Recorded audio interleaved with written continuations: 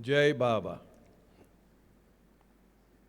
None dies and none knows to die. The rare one who knows to die is never born again. Meher Baba. Avatar Meher Baba ki Jai. Thanks to beloved Baba and Jai Baba to all of you. We are doing the session number 11 on Meher Baba on death. And we are reading from 7th edition of the discourses. The page number is 336 and the chapter is Reincarnation and Karma, part 7. Yoga Bhrashta. From any of the first few planes, the aspirant, instead of going forward towards the goal, may have such a setback. In exceptional cases, an aspirant of the fourth plane may, through abuse of his powers, invite upon himself such a fall that it takes ages for him to return to his earlier point of progress.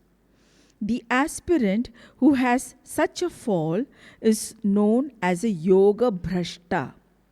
Even the yogis are subject to the unyielding law of karma, which knows no exceptions, concessions, or preferences. It is only when the aspirant has the advantage of the guidance by a perfect master that the spiritual journey is rendered safe and steady, and it is not only then that there is no possibility of a fall, It is only then. It is only then that there is no possibility of a fall or retrogression. The master steers the aspirant from negative karma in which he might otherwise become involved. Treading the spiritual path continues for several incarnations before the aspirant attains the goal. Centuries of continued sacrifices, service, self-purification, suffering, and determined search have to roll on if the aspirant is to be spiritually prepared for the final realization of God. God realization, which is the goal of the reincarnating individual, is never an attainment of a single life. It is always the culmination of his continued endeavor through many lives. Unintelligent karma of many lives has created the bindings of the individual soul, and it has to be undone by the persistent creation of intelligent and non-binding karma carried on for many more lives. All right. The sub-paragraph is Yoga Bhrashta. In the last session we did that when you enter the spiritual path, which is the first plane of consciousness, which is also known as the subtle world, that is the world of energy, of power, of riddhi-siddhi. And just as how in the gross world we get attracted, we get seduced, we get tantalized with things which are material, in the same way, those who are on the planes of consciousness may get attracted and waylaid by the powers that is at their command. So Baba has cautioned us that if you make misuse of those powers, then your progress could be stagnated, and at certain times when Baba talks about the fourth plane, you may even have retrogressive consciousness. That means you go back all the way back to the stone state. From any of the first few planes, the aspirant, instead of going forward toward the goal, may have such a setback. What is the setback? The setback of being stagnated or falling back. In exceptional cases, an aspirant of the fourth plane may, through abuse of his powers, invite upon himself such a fall that it takes ages for him to return to his earlier point of progress. Baba has said that consciousness always moves forward. It doesn't retrograde, it doesn't regress, it doesn't fall back upon the earlier species. And that is true for all the species. And once we have achieved the first human form, the consciousness is whole and complete.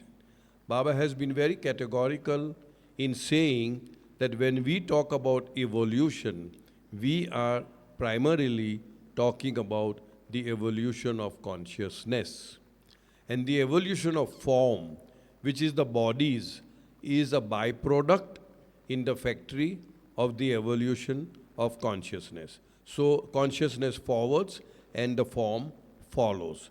And then once you become a human being, there is no question of any expansion, extension, stretching, whatever you call word you want to use, of consciousness, because the consciousness is whole and complete.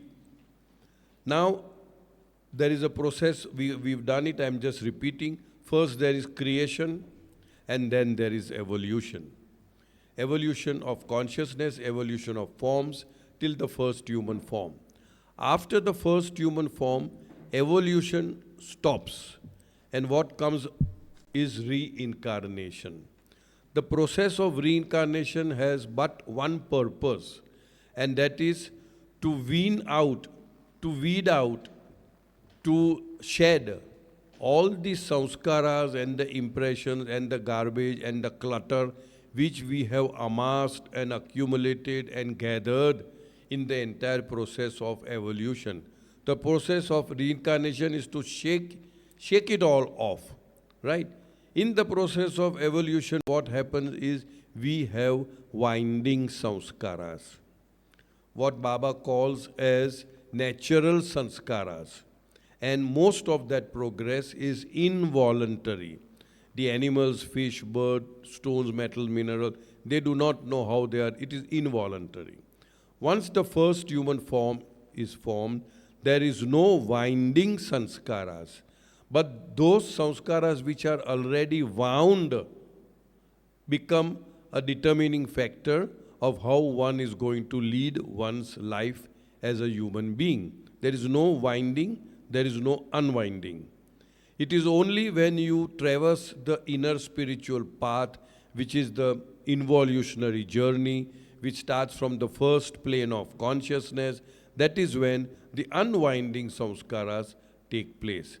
So here Baba says that these are the powers, and there is this is one place where you can have a setback, you may stop progressing, and if you misuse your power as a Kuber is one who is on the fourth plane. He is also called a Mahayogi. If you misuse those powers, you not only just stop your progress, but you can, because there is a total shattering, disintegration of consciousness, and you can go back all the way back to the stone stage, and you will take eons upon eons to again come back to this. That's what Baba said, that it's such a fall that it takes ages for him to return to his earlier point of progress, which means through the involutionary journey. The aspirant who has such a fall is known as a yoga bhrasta. That is the name given by Baba, or it's a name which is given where you would have such a terrible, you can say, a fall. But again, Baba, being Baba, very kind, very magnanimous, and all the perfect masters are also full of love, full of forgiveness, full of, you can say, benevolence. It is a very, very, very, very rare occurrence. But Baba says it has happened in the past. It's a very rare occurrence.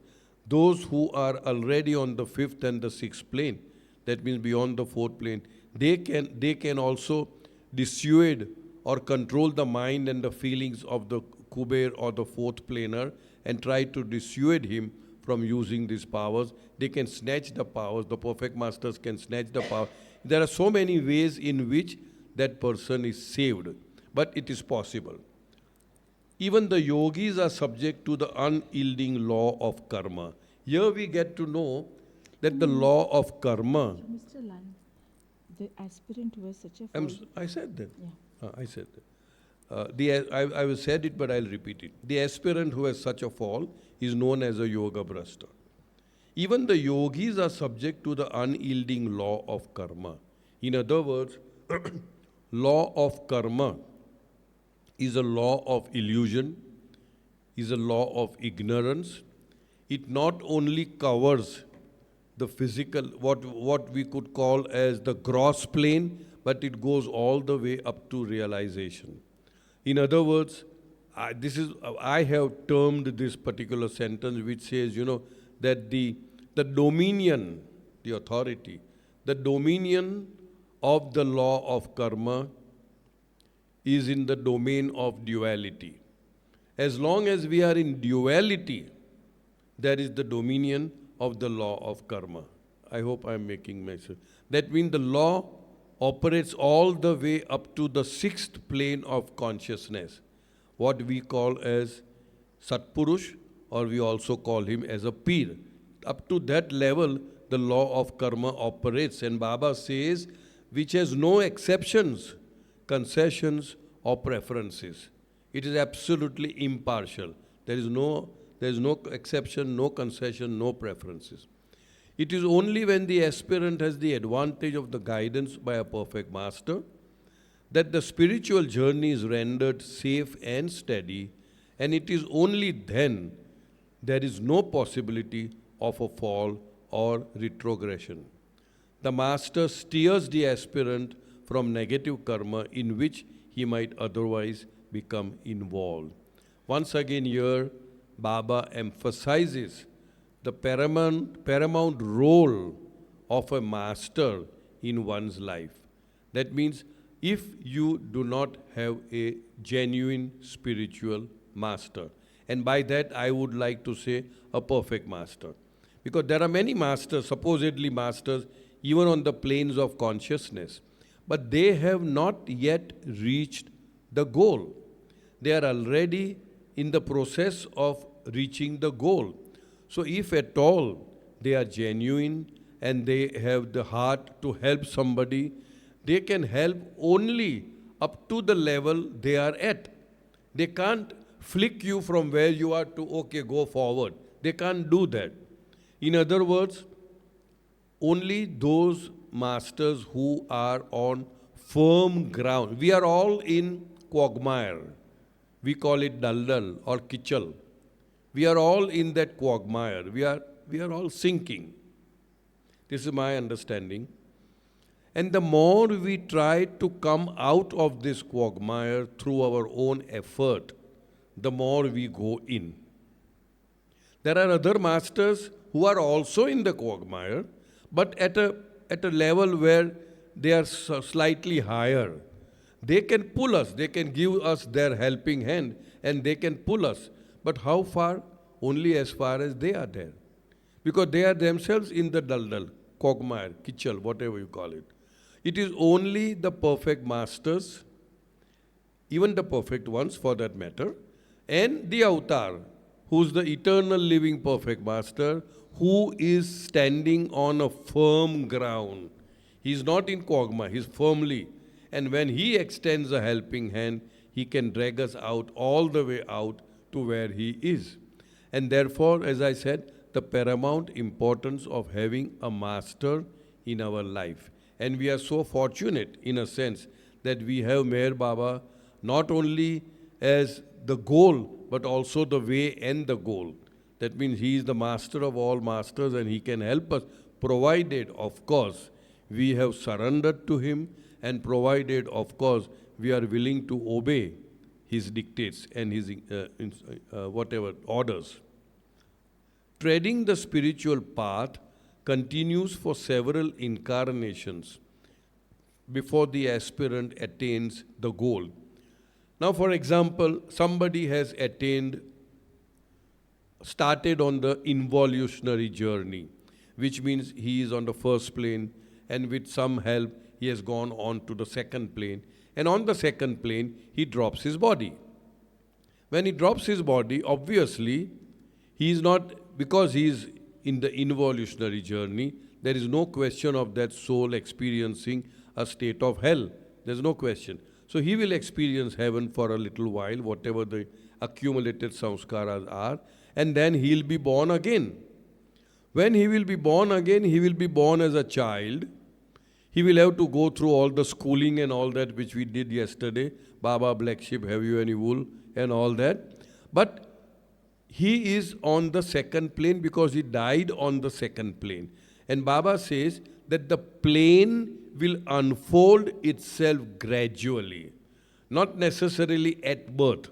But there are times when we have seen people are so bright even at birth. It will gradually. And then from second onwards, he will progress depending upon he has a master in his life or not, or he may be remaining stagnant there. So that's why Baba says that there are several incarnations a spiritual aspirant may have to take till he reaches the goal. If he is fortunate in that life to have a perfect master as his master, then the perfect master can push him second to third, third to fourth, whatever that may be. But if he doesn't have a master, then he may stagnate at that point in time, or he may do his self-effort and move a little further. This is my understanding. Centuries of continued sacrifices, service, self-purification, suffering, and determined search have to roll on if the aspirant is to be spiritually prepared for the final realization of God. So we can see that it is such a narrow path. You need consistent, constant, sincere search of a focus to reach that goal. God realization. God realization, which is the goal of the reincarnating individual, is never an attainment of a single life. You can't attain it in one single life. You progress gradually. Now, my understanding is, again, this what I call as a disclaimer, is that the goal of every one in creation is to experience oneness or unity with the self. My understanding is that you can experience that in two ways. One is obviously the most lofty state of God realization. Aham Brahmasmi, Analhak, Soham, I am God, self-realization. When you realize that you alone exist and you can claim, I am that. That is one. And God realization is to be achieved or had or experienced while in the gross physical body of a human being. There's a second route. Again, I say my understanding is you experience oneness with God through moksha, through liberation, through mukti, whatever you call it, salvation. There's another way, and that what I think last time I said was Najat Mukti or ordinary Mukti can be had after the body is dropped. A couple of days after, Baba elsewhere writes, I think it's in Listen Humanity, 3 to 5 days after the body is dropped, you can achieve Mukti or Moksha, which means that particular soul will experience infinite bliss eternally. Infinitely he will be one with God, experiencing the joys and the bliss of Godhood without experiencing the infinite knowledge and the infinite power, for the simple reason that he is not in the physical body. Again, my understanding is even those who have realized God, either they are the perfect ones, the 56 God-realized souls, or that means either they are mazubs or they are salik. When I say mazub, I mean mazub-e-kamil, that means the mazubs of the seventh plane, or God-realized. When they drop their physical body, they also experience infinite bliss eternal. So the bliss is the same. When we talk about infinite bliss, it is the same. The only difference is that while they were in the body, they could also enjoy infinite knowledge and infinite power, which is not given to those who achieve mukti or moksha or salvation or liberation. So that is my understanding. So it cannot be achieved in one single lifetime. It is always the culmination of his continued endeavor through many lives. Unintelligent karma of many lives has created the bindings of the individual soul, and it has to be undone by persistent creation of intelligent and non-binding karmas carried on for many more lives. Now, elsewhere Baba has said that there are, broadly speaking, two types of karmas. One, that which binds, and the other, which liberates. In other words, at any given point in time, what we call as the eternal now, the present moment, now, we are confronted with the environment, with the situations, with the circumstances, with the events, with the surroundings, with what we are confronted with. And what we do to that, that means either our reaction, or if you want to say positively, our response to that, what is happening in our scenario, in our arena, determines whether that particular act of ours is binding us more or liberating us more. So they are the two, broadly speaking, law karma.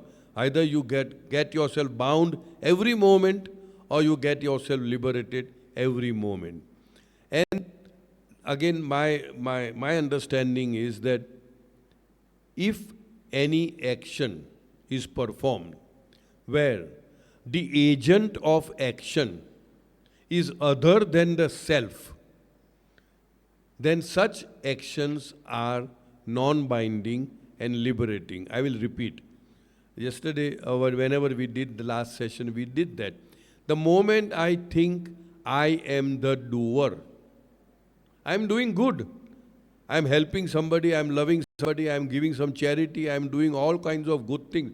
But the moment I say, I am the doer, it binds. It binds with good karmas, gold chain. But if I think that I don't exist, there is no I, it is only Baba who is doing through me, that means the agent of action, other than the limited, finite, separative, egocentric I, if it is there, then such actions, in my understanding, do not bind. They help us to liberate. And that perhaps is the reason why Baba constantly hammers us. Think about me. Think of things that you will not hesitate to think in my presence. In other words, we are bringing His presence in our being, in whatever we think or feel or speak or do. And when He intervenes, then I am not there. I remember, and I've shared this here, in our Bombay center, there was a small frame where it was written, where you are, God is not, where God is, you are not. So some people will say, what is this nonsense? What is this God is in the, where you? So we need to explain to them that where you are, that means where you think that you are the doer of something, there God is not there. Then you are the doer. Good. You are doing good, very good. God doesn't say don't do it. But then you are binding yourself with good karmas. Where God is, you are not. When you honestly and sincerely feel, I am not doing anything. It's Baba who's doing through me. And for that, Baba gives a way of doing it. Baba says, before starting any work, think it is Baba who is doing through you. After finishing that work, offer everything back to Baba. It is your baby. It is your everything. Then, in my understanding, perhaps whatever you have done in between, does not bind you, because for a simple reason that you are honestly thinking that you are not the doer. But now, whether I am honest or not, as we say, the proof of the pudding is in the eating. Whether I am honestly doing it or it is just lip service. The proof of the pudding is, am I elated if somebody, after, supposing I talk, if I finish my talk, everybody gets up, ta ta ta ta ta, clap, clap, clap. I feel, wow, yaar, what a good talk I have given. Am I elated? If I am elated, then I have not offered it to Baba, I have kept it to myself. Or if I am talking and 100 people just walk away, I say, wow, Bhankars, what is this nonsense this chap is talking? All humbug. It has no meaning. Am I feeling dejected? I am feeling hurt. I am feeling low about it. My God, people are just walking away. You see, if I feel hurt, then I have not done. It is not Baba, it is I who is feeling. So the proof of the pudding is in the eating means you are totally detached with the result. You are unconcerned with what is happening after. You just gave it to Baba and Baba is your business. You see, you invited Baba, did whatever wanted to be done and just push it off. Right? So coming back to this whole bhashan came about, unintelligent karma and intelligent karma. So intelligent karma are those karmas which are not binding, and not binding I have tried to explain with my limited intellect what according to me are non-binding karmas. And the best non-binding karma would be if we are fortunate to have a living master. Let us say Baba is the eternal living master, but we should be very fine-tuned to what Baba is saying. Go back home. whether that is Baba saying or my mind masquerading as Baba's speech. That takes time, that fine-tuning. But if I feel that Baba is giving me an order, and I am doing that in my understanding, that's a perfectly non-binding karma, because I am following Baba. Very, very important to understand. Following the orders of a master is totally unbinding. He takes away all the responsibility.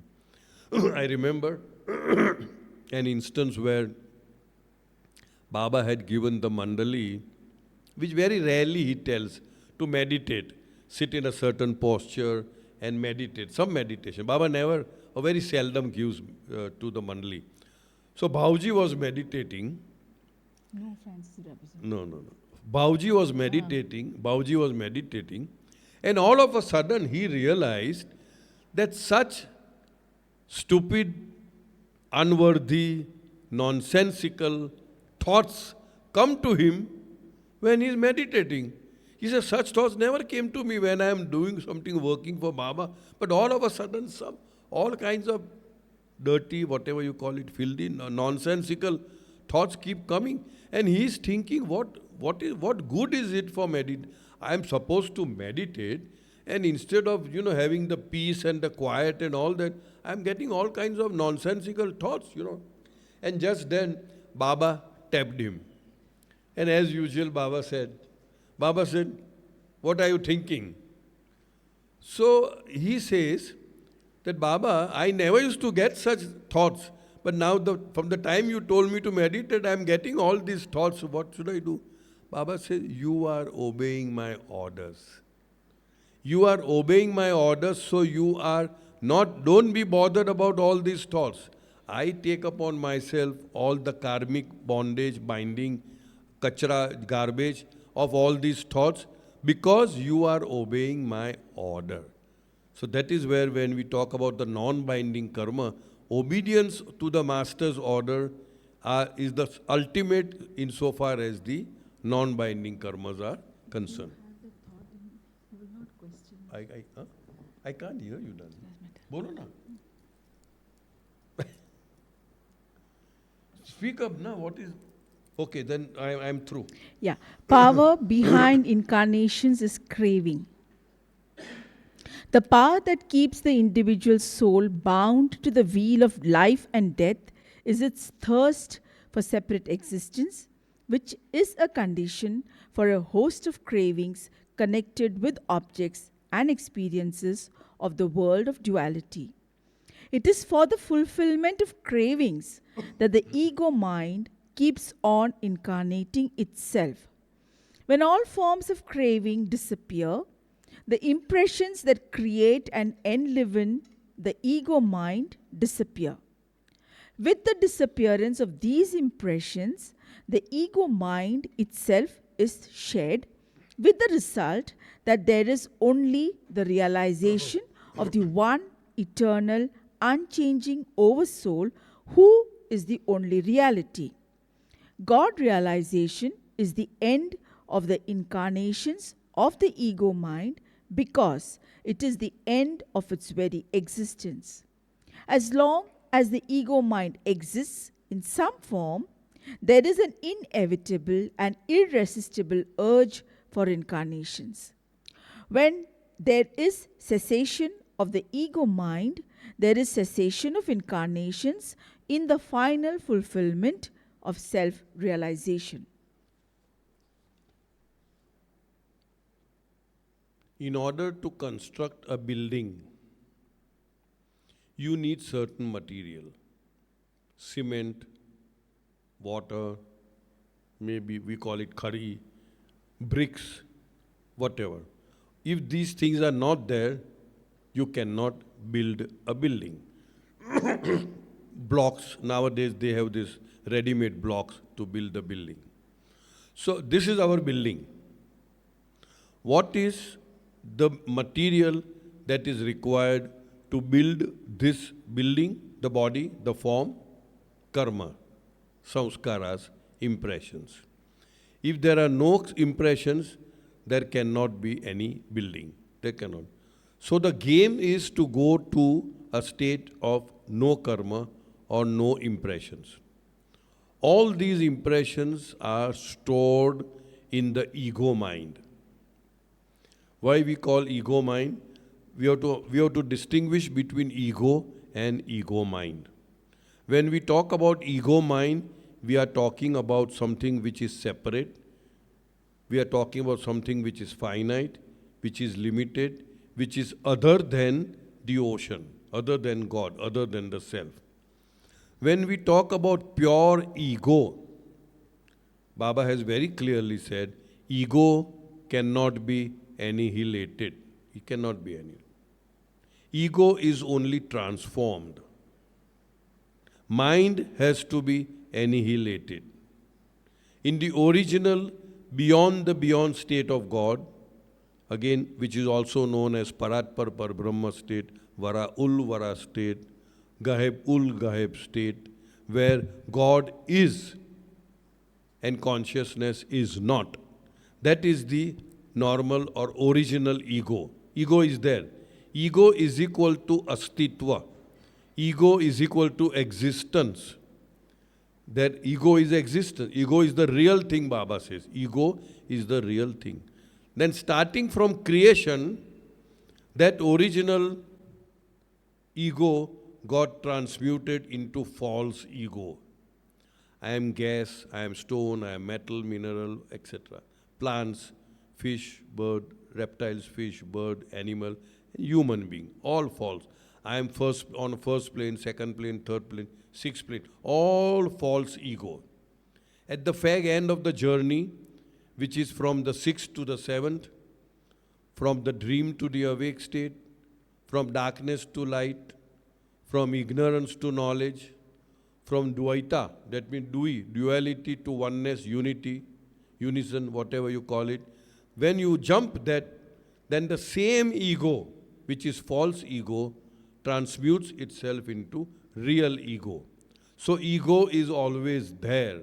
It is the mind that is to be annihilated.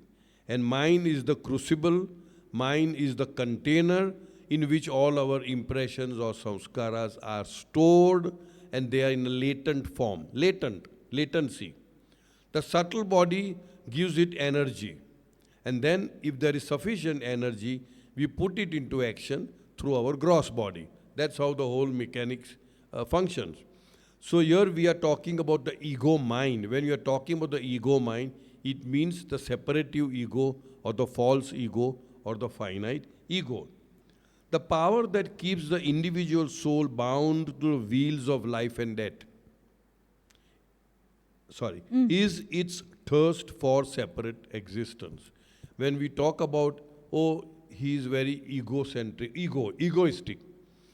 At one time, I also, and many of our, ego means very proud, very this thing, I am somebody great. No. Anything that makes you feel separate from the other is the ego. That is the ego. I may be very, very meek, very kind, very docile, very gentle, whatever. That also is an ego. Anything that makes me feel separate from the whole, from the ocean.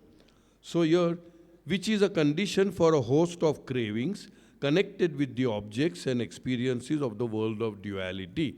In other words, it is the craving, it is the desire, it is the, whatever you call it, samskaras, it is the impression that makes us keep coming over and over and over again.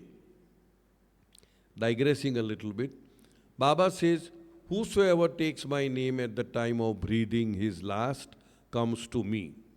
All religions say that the thought which is there at the last moment of our death, that becomes a very important thought and a link for the next incarnation. Now this is my limited intellect talking.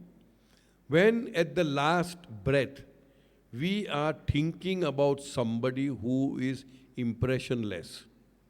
Baba doesn't have any impressions, isn't it? He is impressionless.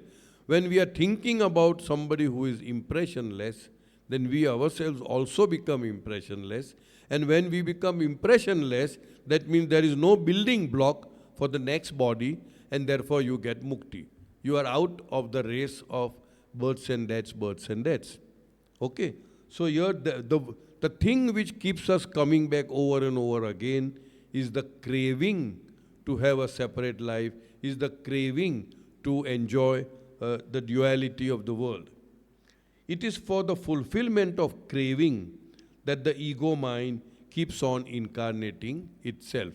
If one has no desires, if one has no cravings, then there is no question of, if one has no desire, if one has no craving, that means one has no samskaras or impression. And when the building block is not there, the building cannot be constructed.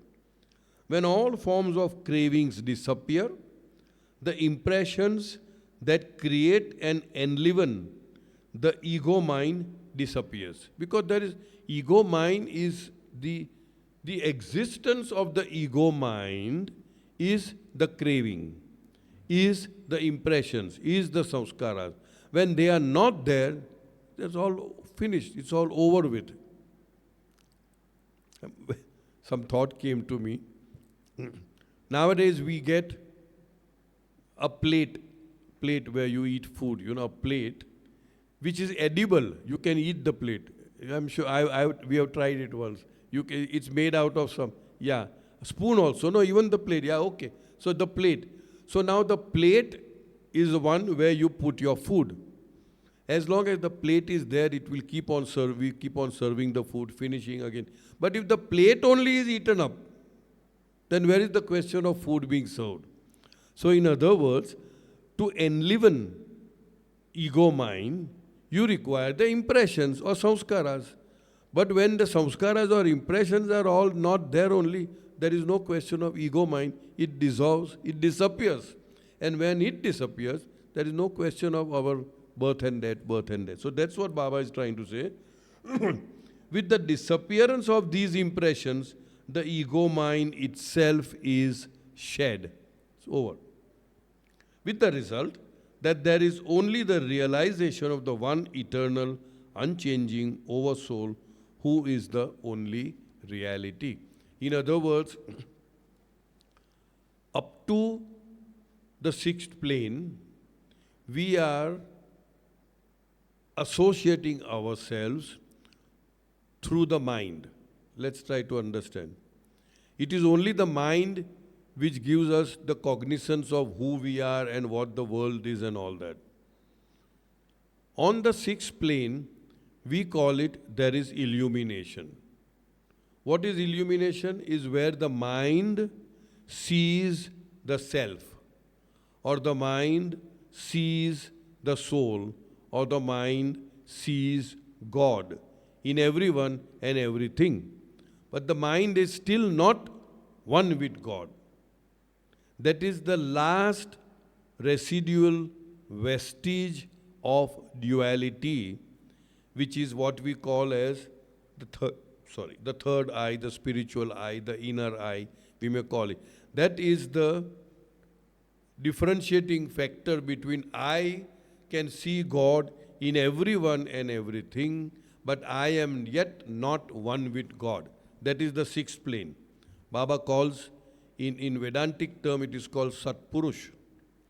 Satpurush is somebody who is able to see Sat. Sat means the truth. Sat means the reality. He is able to see Sat, but he is not one with Sat. In Sufi terminology, he is called a Pir. Right? So, when the ego mind has no samskaras or impression, the mind sheds, and what we were seeing God, now we get merged into God and become one with God and experience I alone am. There's no other. All this, what we have gone through was just a dream. So it's like that. With the disappearance of the ego mind itself is shared, with the result that there is only the realization of one eternal, unchanging oversoul, which is the only reality. God realization is the end of the incarnations of the ego mind, but because it is the end of its very existence. Very existence of the ego mind, not the ego, again I am repeating. The very existence of the mind is not there. So where is the question of samskaras being loaded in the mind when mind is not there? And when there are no samskaras, there is no question of birth and death. The experience is of self-realization. As long as the ego mind exists in some form, there is an inevitable and irresistible urge for incarnations. This urge is automatic. This urge is in a sense involuntary. It is something like every day we go to sleep. We are at the moment awake, which is the false awake state. Then we go to bed, still awake. Then we dream something. That is not the end of the session. After you go through a dream, you go into what is known as sound sleep state, deep sleep state. That is the state which is exactly the same as God in the beyond state, Paratpar Parabrahma state, where God is and consciousness is not. Here I am, but the consciousness that I am is not there. So in other words, every single day when we go into a sound sleep state, we actually become one with God in that state. Then why is it that we are waking up every day? It is the impressions which lie dormant, which are latent in our ego mind. They want to be spent, they want to be utilized, and therefore they will goad us. Wake up, spend me, utilize me, experience me. And so once again we pass through the dream state and come up into what we call as the awake state, which actually is a false awake. So this cycle keeps on happening all the time, every single day virtually. So as long as the ego mind exists in some form, there is an inevitable and irresistible urge for incarnation. That urge for incarnation from the astral world or the semi-subtle world where we are experiencing the acute, intense state of joy or happiness in the heaven state, or acute, intense mental suffering like in the hell state. So that there also the urge is there for incarnation. Why? Because the impressions are there.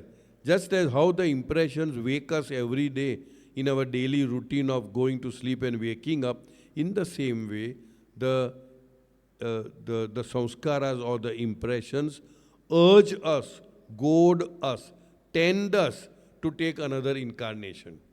And that incarnation that we take is calculated based on the residual samskaras, where those samskaras are having connection or attachment or relationship, or where they will get the best opportunity for being spent.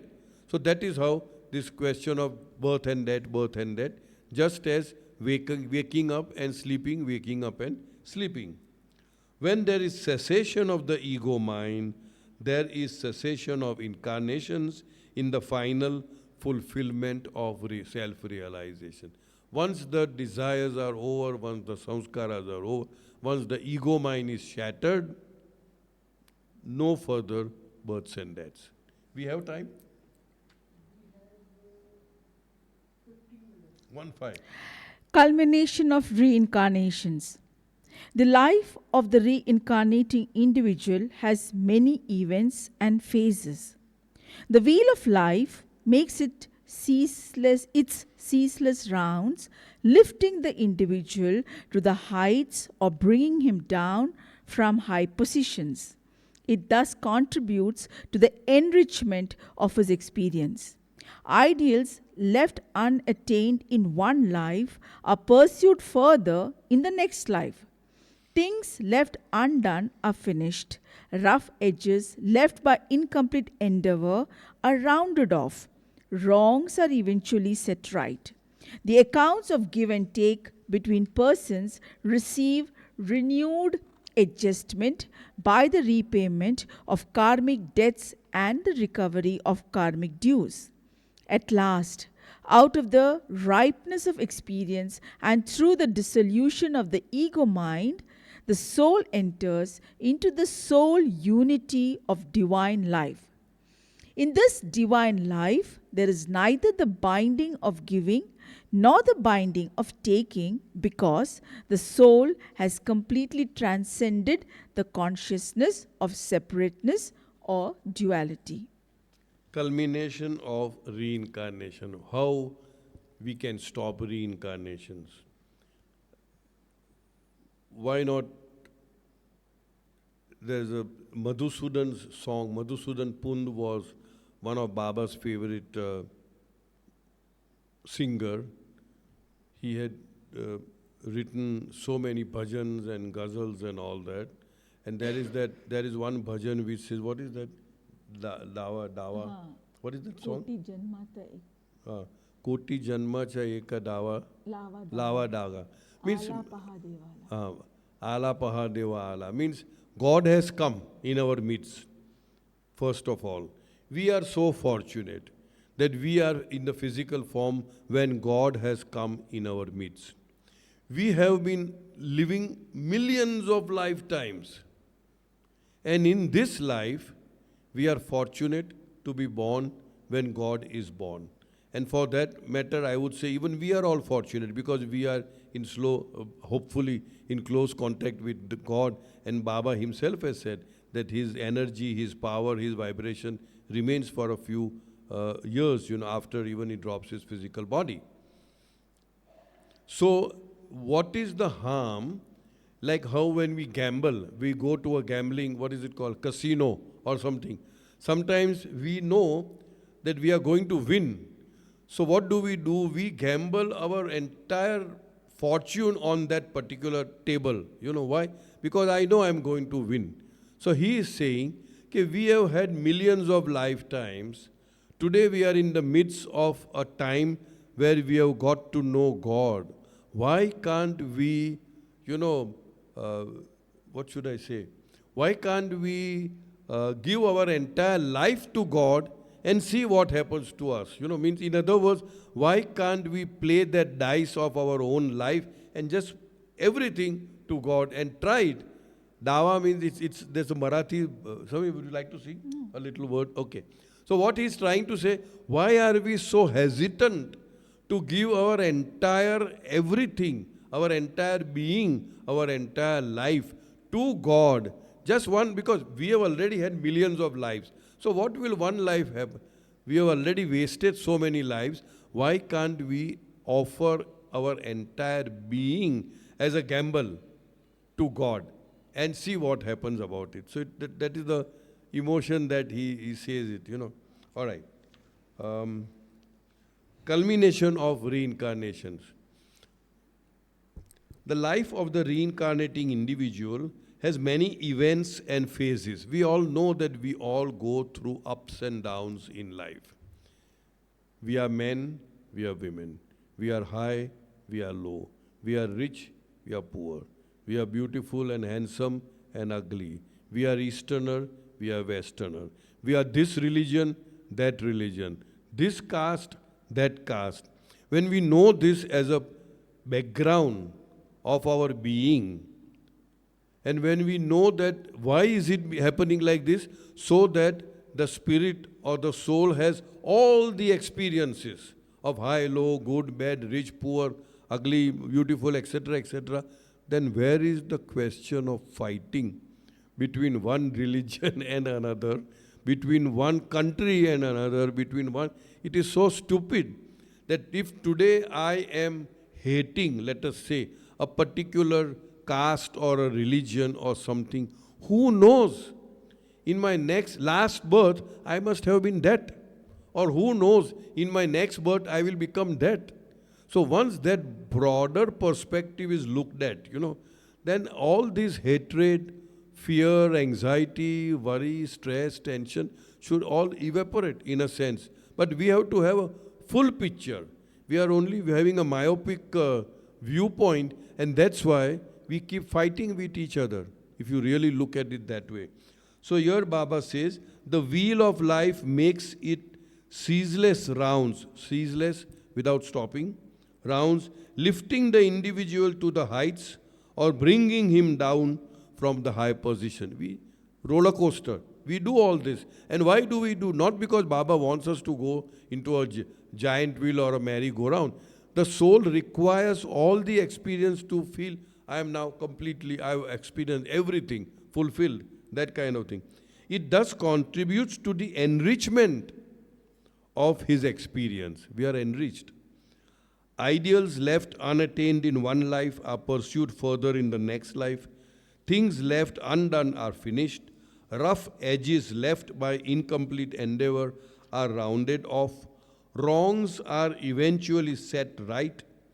Wrongs are eventually set right. As I said this earlier also, assuming I just can't stand the sight of a particular person or a religion or a country. I just hate. The moment I see, I hate. Now what is the impression that I have created of hatred? Now how will this impression of hatred be leveled out or balanced out or negated? By loving. So in other words, today if I am hating somebody, in my next incarnation I will have to love that person that much in order to balance out my karma. So when people sometimes, they come for counseling and all that, oh, I just can't stand the sight of it. I said, you better stand the sight, otherwise next time you will be born as a lover of that person. Oh, I will never love. But it's not a question of you will never love. You will have to love in order to balance your karma. So the more deeply we go into this hatred and jealousy and all that stuff, you will have to compensate it. And the only way to compensate is through reverse samskaras or impressions. So that way. So that we have to understand that too much of this very excessive of anything will attract the opposite in the next life. All right. The accounts, see, it says here, so all the wrongs will have to be righted. The accounts of give and take between person received and adjustments by the payment of karmic debt, we have to adjust. And the recovery of karmic dues, there's no way out, because law of karma, as we said, it doesn't have any preferences, no concession, nothing. It is immaculate, it is perfect. At last, out of the ripeness of experience and through the dissolution of the ego mind, the soul enters into the soul unity, S-O-L-E, soul unity of divine life. In this divine life, there is neither the binding of giving nor the binding of taking, because the soul has completely transcended the consciousness of separateness or duality, where there is no other. And that is why when we, in law of karma, we say, that if you do good to somebody, good will come back to you. If you do bad to somebody. But the law is so simple that when you do something to somebody, why it comes back? Because simply there is no other. There is no other. You have already done it to yourself. When I am hurting somebody, I have already hurt myself. Only thing is the repercussion may go through a process of time, and I'll get that experience through a process of time. That's about all. Analogy of drama. The drama of the continued life of the individual soul has many acts. From the standpoint of the worldly existence of the soul, a curtain may be said to be drawn over its life after the closing of each act. But no act yields its real significance if it is regarded as complete in itself. It has to be viewed from its wider context as being a link between the acts already performed and the acts still to come. Its meaning is entwined with the theme of the whole drama of which it is a part. The end of the act is not the end of the progressive theme. The actors disappear from the stage of earth only to reappear again in new capacities and new contexts. Finish it up. Game of hide and seek. The actors are so engrossed in their respective roles that they treat them as the be-all and the end-all of all existence.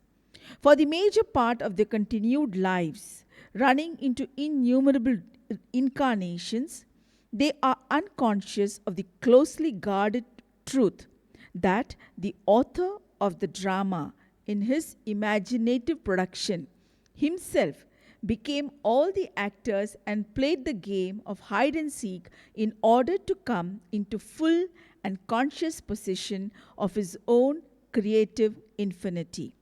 Infinity has to go through the illusion of finitehood to know itself as infinity, and the author has to play the parts of all the actors to know himself as the author of this greatest detective story worked out through the cycles of creation. All right. That's the end of the chapter and also the end of what we are going to do from Meher Baba on that, from the discourses. All right.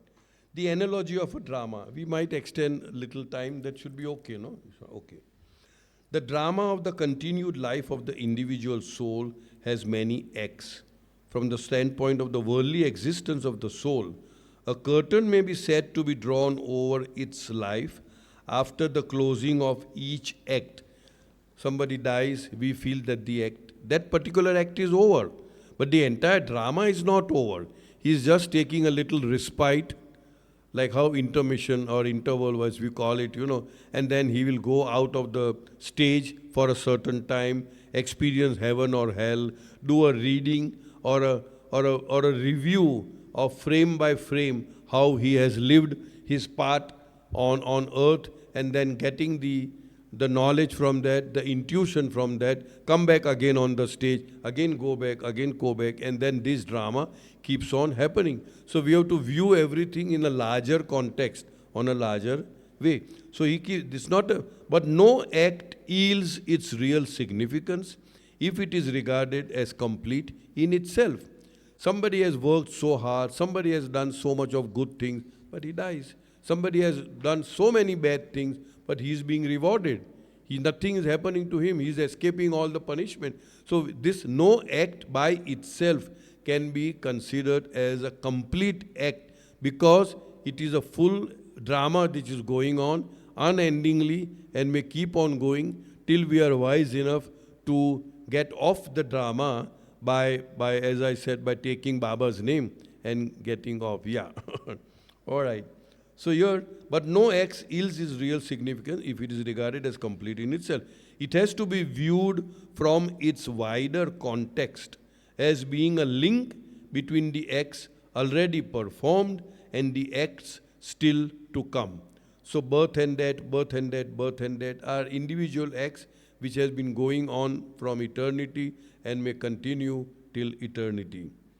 Its meaning is entwined with the theme of the whole drama of which it is a part.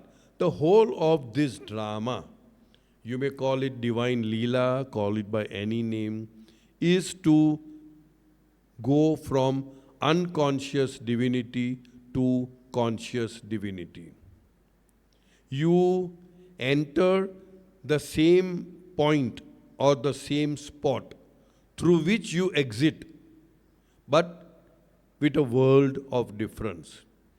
When we do the exit from the starting point, the creation point, there was very, very rudimentary, or in Baba's terminology, most finite consciousness. When we go through the entire process of evolution, reincarnation, involution, we go back to the same spot, but with a world of difference now. The world of difference is full consciousness, I am God state. So that is the whole thing. There is no creature which is not destined for the supreme goal, as there is no river which is not winding its way to the sea. Everything, everybody, everything in creation will finally end up realizing oneness with the self, oneness with the truth, oneness with God, experiencing Aham Brahmasmi, Anal Haq. So that is the drama.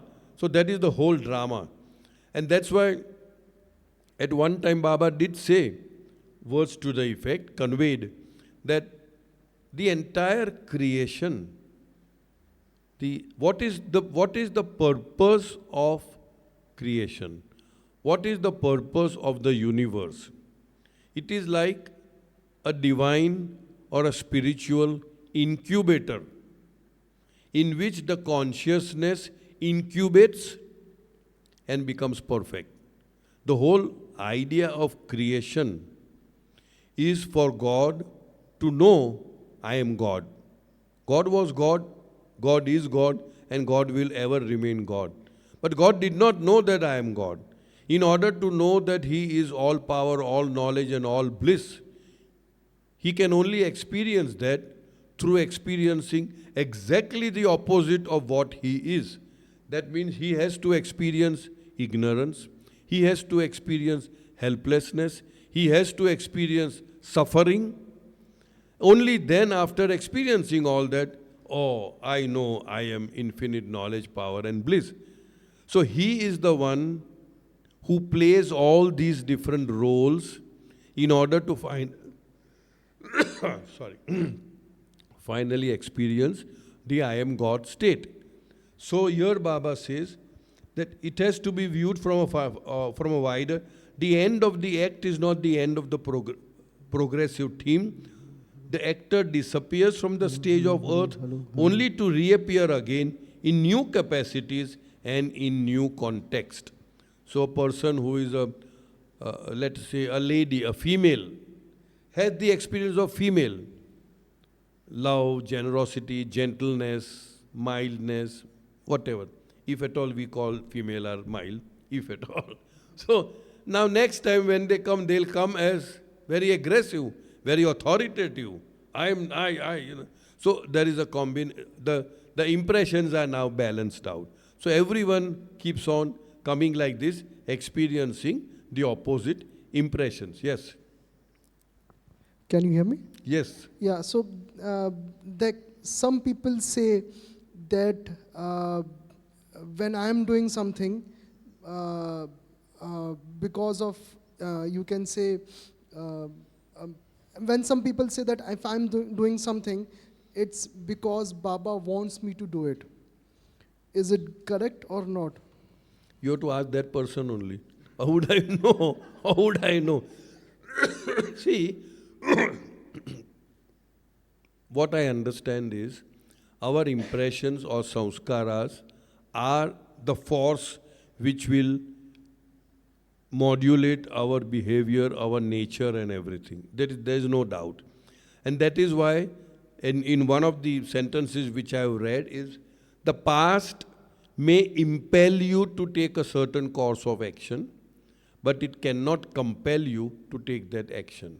In other words, there is impulsion, there is a pull, there is a tendency, there is a pulling for that particular action, but you, being a human being, use your discretion, and you can still not do it.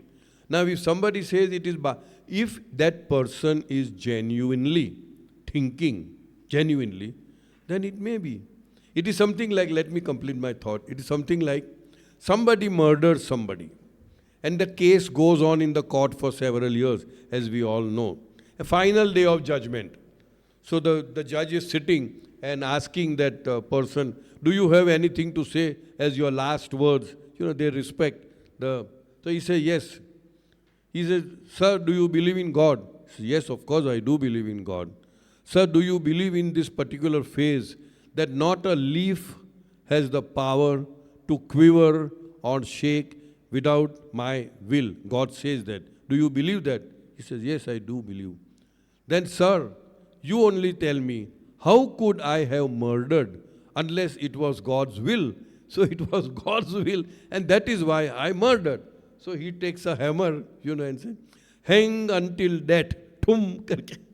So how can you do that? He says, if the God's will was not there, my hand would have stopped here. But the God will, but the God's will was there. So hang on. So this God's will business is very, very different. We can discuss that in a different forum. But if that person is genuinely thinking that I am acting because Baba wants me to act, then he should be completely resigned and surrendered to the repercussions and the result that may follow. Thinking that it is God's will, and that is why I am not suffering, it is God who is suffering. You got my point? Sorry? Consequences. Yeah, consequences. Basically, it is nothing but you do a certain act, and you are responsible for the consequences. Yes, what you are saying is perfect. Repeat.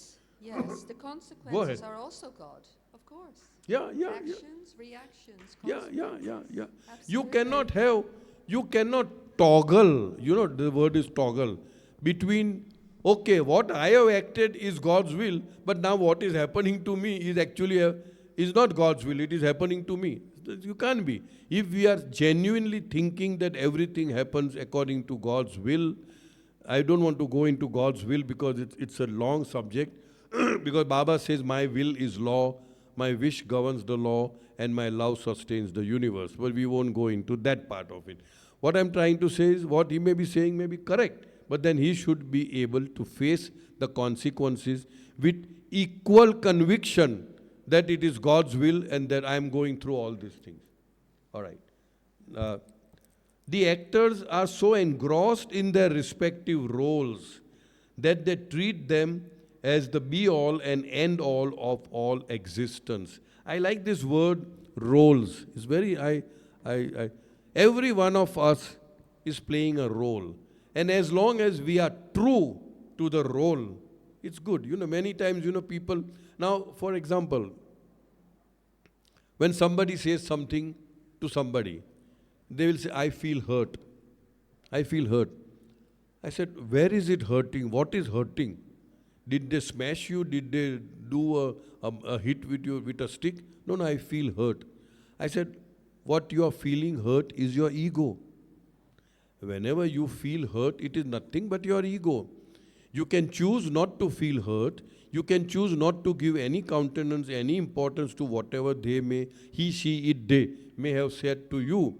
You should have such high self-love, self-image, self-respect, that irrespective of what others say about you, you have your own image and love about yourself, and you say, this is what that's your impression about me, and I'm fine, that's your impression. It doesn't hurt me for a simple reason that I have my own impression about myself, which is much superior than what you think I am. So there is no question of anybody feeling hurt. The moment you feel hurt, know it is your ego. And Baba is here to eradicate our ego. When I say ego, I mean the false ego, the ego mind. Okay. For the major part of their continued lives, running into innumerable incarnations, they are unconscious of the closely guarded truth that the author of the drama is Baba. I was going to tell that story, but the sidetrack. I'll tell you that. Author of the drama, in his imaginative production, this is imaginative production of God, himself became all the actors and played the game of hide and seek in order to come into full and conscious possession of his own creative infinity, capital his. Baba had once said, there are 3 lines more, but that I am the author, that's where I started. I am the author of this, whatever, novel, called creation, called life, called whatever you call it.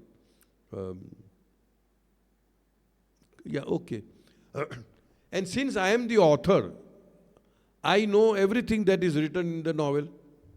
And I tell you, I assure you, I swear, these are my words, Baba may not have said these things, that the end of the novel, super, beautiful.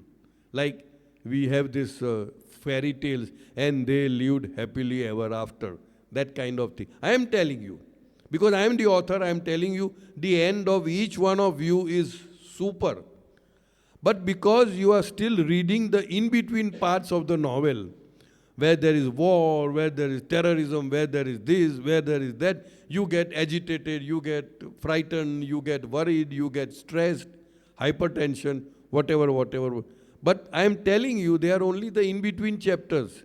As you proceed further in life, you will feel that everything is in perfect order and everything ends beautifully. So we need to have trust in Baba's words when he says that everyone and everything finally ends up in unison, in unity, in infinite bliss. So, you got my point? All right. So now the last few lines. Infinity has to go through the illusion of finitehood. You cannot know freedom as freedom unless you experience bondage. You cannot know light as light unless you experience darkness. So this is what we are going through in order to experience the other extreme, which is light, which is freedom, which is infinity, which is love, which is peace, which is bliss. So here Baba says, infinity has to go through the illusion of finitehood to know itself as infinite, and the author, capital A everywhere, has to play the parts of all the actors. Like each one of us is nothing but Baba acting as, say, Semin or Naman or whosoever, right? Infinity, and the author has to play the parts of all the actors to know himself as the author of this greatest detective story worked out through the cycles of creation. So here we end our subject matter. No, here we end our subject matter, Meher Baba, on that from the discourses. Now Now later on in the next session, we will be doing same subject, but what is given in Listen Humanity. So thanks to beloved Baba and thanks to all of you. Avatar Meher Baba ki Jai.